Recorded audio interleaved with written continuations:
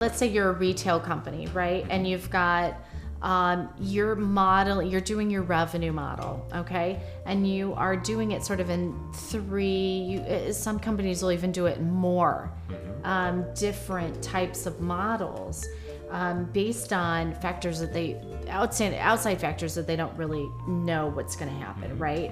So are you saying that they need to pick one of those models and really stick to that model instead of spreading themselves too thin and looking at other directions? So absolutely. So I confess that I'm not a retail guy. I don't know the retail market very well, but I take this all the way back to every other early stage business I've ever been a part of or coached or mentored or whatever. And the short answer is very simple. And in fact, I learned this in one of my organizations. It was called Cognitive Concepts, which I loved. It was a great place. But the comment that I heard, which was great, which was one of the folks there who had wrote a lot of interesting sayings up on her wall. And it was the one that really stuck, which was the main thing is to keep the main thing the main thing. And it's such an important point. So there are 1,000 directions you can go as an early stage business. There are 50 directions you're going to want to go as an early stage business. There are probably 10 directions that you actually can successfully go or more as an early stage business. And if you don't stick to one, maybe two directions, you run the risk of failing. Because what you'll try to do is 10 things sort of okay, as opposed to one or two things really exceptionally well.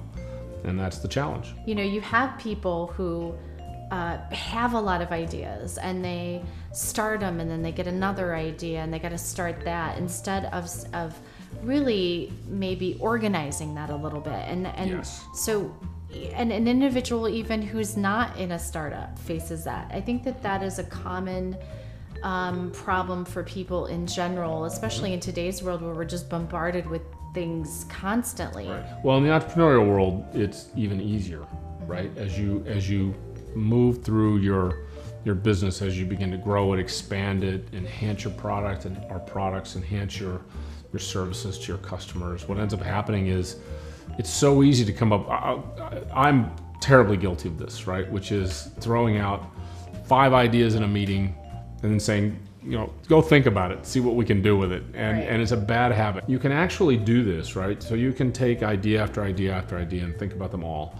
But what you have to be very careful about is that you've organized those ideas to the comment you made, and you focus them on honing and enhancing what you already do. To the core. The core business. And you hear this all the time, right? You read it in magazines, you hear it on television, you hear it talked about in business meetings. What's your core business? Stick to your core business. It's so important. Yeah, it is. And it all comes back to the KISS foundation, right? Keep it simple, stupid in every single thing that you do. That's and I am a creative person. I'm totally guilty. I'm on the phone with clients all the time going, oh wait, my brain's on fire right now, hold on, and I have to restrain myself because it is moving so fast that half of the ideas that are coming are totally ridiculous, completely stupid. I would never even if they're not ridiculous and stupid, the problem is you can't accomplish them all. Right. But but also you want to think and present the best ones that are actually going to be effective to the business.